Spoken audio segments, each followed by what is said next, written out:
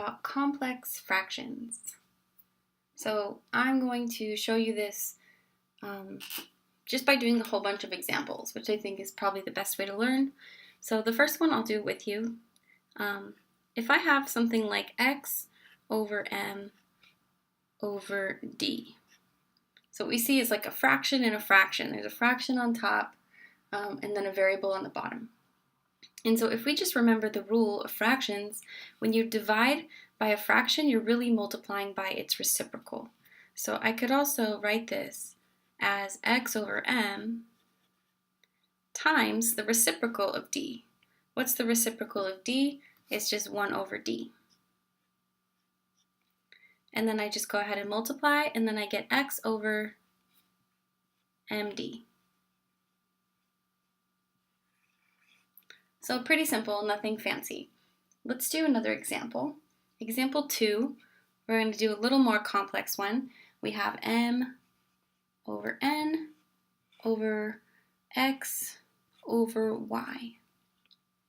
Again, if you just remember the rule, all you have to do is take the first fraction, m over n, and we're going to multiply it by the reciprocal of the second fraction. So the reciprocal of this is y over x. Y over x. And so then I would get my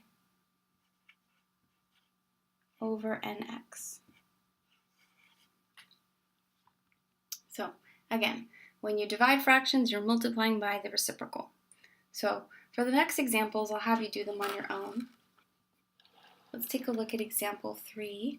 Example 3 is simply 1 over c over 1 over b.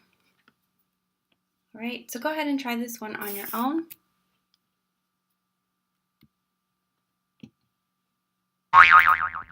And checking the answer, we get b over c. Let's do another one.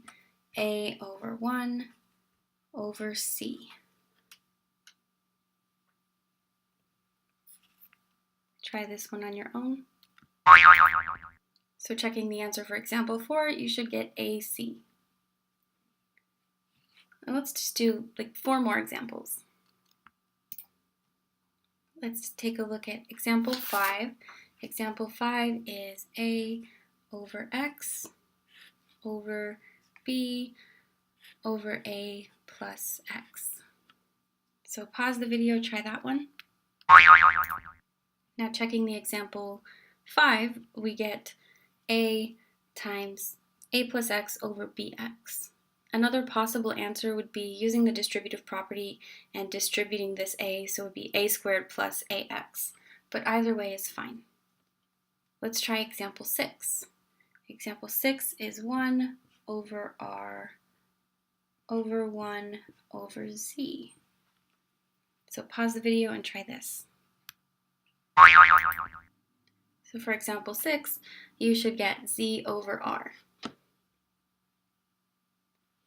Let's move on to examples 7 and 8. So for example 7, let's try W over 1 over W plus C. So pause the video, try that one. Checking the answer for example 7, we should get W times W plus C, or if you use the distributive property to expand it, you would get W squared plus WC. Both of those are acceptable answers. So let's try one last example, example 8. I have A plus B over A over B. So pause the video and try to simplify that. All right, checking the last example, example 8, we should get B times A plus B over A, or another possible answer would be if you distributed, you would get AB plus B squared over A. Both are fine.